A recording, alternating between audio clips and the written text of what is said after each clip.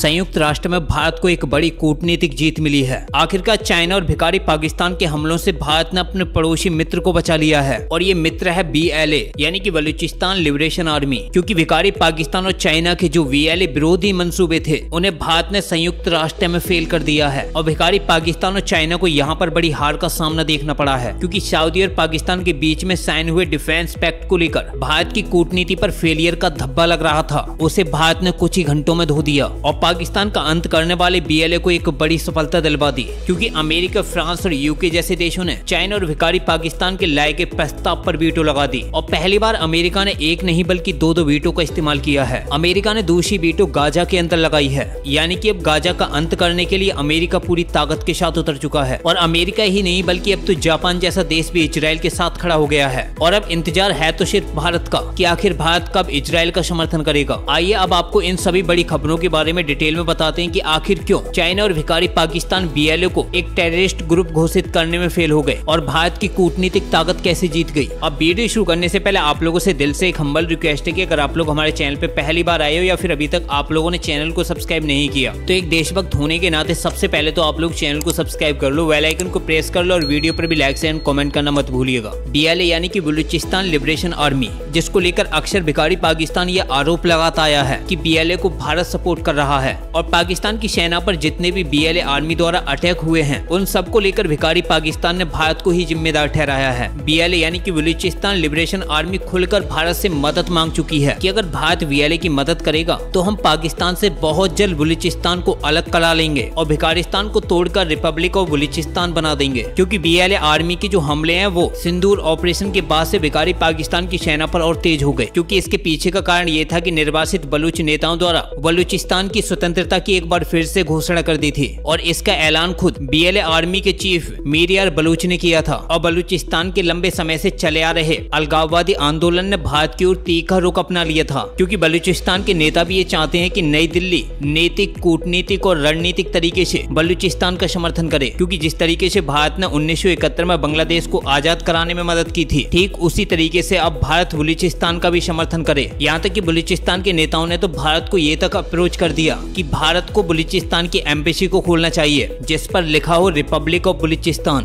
और BLA ने यही नहीं बल्कि पिछले कुछ महीनों में जिस तरीके से पाकिस्तानी सेना पर अटैक किया है और पाकिस्तान में चाइना के BRI यानी कि CPAC पर अटैक किए हैं, उसको देखते हुए चाइना और भिखारी पाकिस्तान की टेंशन काफी हद तक बढ़ गई। क्योंकि BLA आर्मी ये नहीं चाहती कि चाइना के प्रोजेक्ट कंप्लीट हो। क्योंकि कई बार BLA आर्मी ने चीनी नागरिकों पर भी अटैक किए हैं। यहाँ तक कि चाइना पाकिस्तान के ग्वादर पोर्ट पर भी अटैक हुआ है और कराची पोर्ट के साथ साथ कराची एयरपोर्ट पर भी अटैक हुआ है। इसलिए पाकिस्तानी सेना और अपने CPAC को बचाने के लिए चाइना ने पाकिस्तान के साथ मिलकर संयुक्त राष्ट्र के अंदर एक प्रस्ताव पेश किया है ताकि BLA को एक ग्लोबल टेररिस्ट घोषित कर सके। अब उसके लिए चाहे तो सबसे पहले आप लोग खुद ही आर्टिकल देखो जिसमें साफ है कि US sides with India blocks Pak China bid to tag Balochistan liberation army a terror outfit. यानी कि चाइना और पाकिस्तान BLA को जिस तरीके से एक आतंकवादी संगठन घोषित करना चाहते थे और एक प्रस्ताव लेकर यूनाइटेड नेशन के अंदर पहुंचे तो उस प्रस्ताव पर अमेरिका ने भारत के साथ मिलकर वीटो लगा दिया। और इस वीटो में केवल अमेरिका और भारत ही शामिल नहीं थे बल्कि इस बार फ्रांस और UK भी भारत के साथ खड़े थे। यानी कि भारत के साथ अमेरिका, फ्रांस और UK जैसे देशों ने भी चाइना और भिखारी पाकिस्तान के सभी मंसूबों पर पानी फेर दिया। अब यहाँ पर आपकी जानकारी के लिए ये भी बता दें कि फ्रांस और UK यूनाइटेड नेशन के परमानेंट मेंबर हैं जबकि भारत एक नॉन परमानेंट मेंबर है।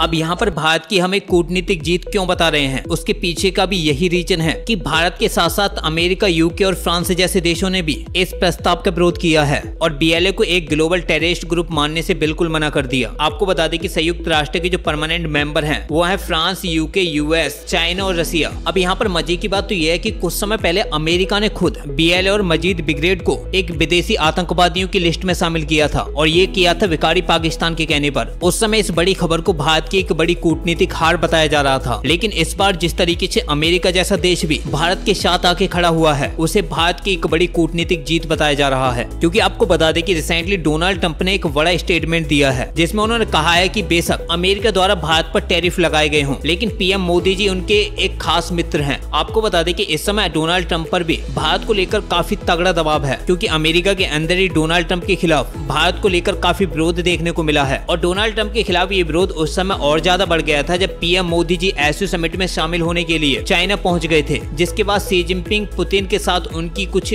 फोटोज वायरल हो गई थी। लेकिन अब जिस तरीके से डोनाल्ड ट्रंप के खिलाफ भी लोगों ने प्रोटेस्ट किया है, यहाँ तक कि उनकी ही पार्टी के कई लोगों ने डोनाल्ड ट्रंप की नीतियों का विरोध किया है, उसके बाद से अमेरिका एक बार फिर से भारत की तरफ आना शुरू हो गया। क्योंकि डोनाल्ड ट्रंप को इस बात का पता है कि जब यूरोपीय देश ही भारत से अपने रिश्ते खराब नहीं करना चाहते तो आखिर अमेरिका ही अकेला दुश्मनी मोल क्यों ले। इसलिए अमेरिका ने इस बार अपने उस फैसले को ही पलट दिया। जब कुछ समय पहले अमेरिका की तरफ से ही कहा गया था कि जो VLA आर्मी है उसका पाकिस्तान के एक बड़े आतंकवादी संगठन लश्कर-ए-तैयबा से कनेक्शन है, लेकिन भारत के दबाव की वजह से अमेरिका, फ्रांस और यूके ने भी अब ये कह दिया कि VLA आर्मी का पाकिस्तान की लश्कर-ए-तैयबा या फिर बाकी के आतंकवादी संगठनों से कोई भी कनेक्शन नहीं पाया गया है। इसलिए चाइना और भिखारी पाकिस्तान जो VLA आर्मी को ब्लॉक करने के लिए प्रस्ताव लेकर आए थे या फिर उन्हें ग्लोबल टेररिस्ट बनाना चाहते थे, उन सारे मंसूबों पर अमेरिका, फ्रांस और यूके ने पानी फेर दिया। यानी कि पाकिस्तान की मौत अब एक बार फिर से एक्टिव हो जाएगी। अब बात कर लेते हैं कि गाजा में, दरअसल गाजा के अंदर भी अमेरिका ने छठी बार अपनी वीटो पावर का इस्तेमाल किया है। अब पहले आप लोग खुद ही आर्टिकल देखो जिसमें साफ है कि Gaza situation catastrophic, US vetoes UNSC resolution 4 immediate cease fire 6th time. आपको बता दें कि संयुक्त राष्ट्र के अंदर एक बार फिर से गाजा के अंदर इमीडिएट सीज फायर को लेकर प्रस्ताव लाया गया और अमेरिका ने एक बार फिर से इस पर वीटो लगा दिया। यानी कि अमेरिका गाजा के अंदर भी ये नहीं चाहता कि सीज फायर हो।